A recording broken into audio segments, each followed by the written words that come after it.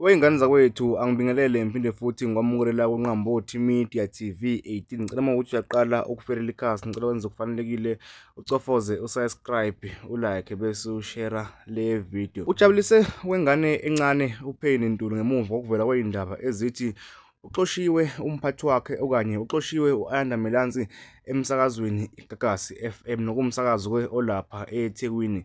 Ngane zakwethu kuzokhumbuleka ukuthi uPenny Ntuli waxoshwa kulowo msakazo nokuwumsakazo-ke ayehola kuwo imali engango-2.8 ngenyanga eholelwa yiyo le ntokazi lapha esithombeni owumama u-Ayanda Melansi. Kanti-ke uPenny Ntuli ukuvezile ukuthi le ntokazi yamthumelela ngonogada laphana emsebenzini, nokwathi uma efika wabanjwa waqhutshwa bamkhiphela ngaphandle bamtshela ukuthi akasafuneki lapha emsebenzini.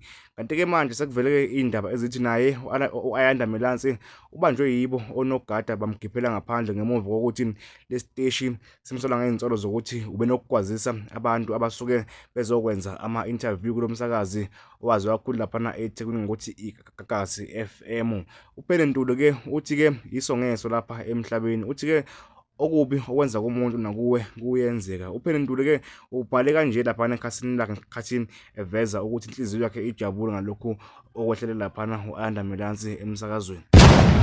Ibeke kanjena-ke intokazi yalaphana emlaza kuwuPenny Ntuli ngesikhathi ephawula ngalezi iy'ndaba zokuthi nayo u-Ayanda Melansi limgwinyile ibhasi lamshaya phansi laphana emsakazweni. Kuthiwa-ke abaphathi balo msakazo baveza ukuthi u-Ayanda Melansi akahambe eyohlala ekhaya kuze kube uphenyo luyaphothula, njengoba nje bemsola ngokuthi ubenomukela imali kubantu abasuke-ke bezokwenza ama-interview kulowo msakazo. Ngane zakwethu, ngale nje ukukhuluma kakhulu ilezo iy'ndaba esikuphathele zona njengamanje ey'thinta ukumiswa kwakhe okanye ukuxoshwa kwakhe u-Ayanda Melansi laphana emsakazweni. Kanti-ke kanye nayo inkulumo evezwe uPenny ngalezi iy'ndaba kwazise le ntokazi nayo yamkhiphisa ukwenja laphana emsakazweni.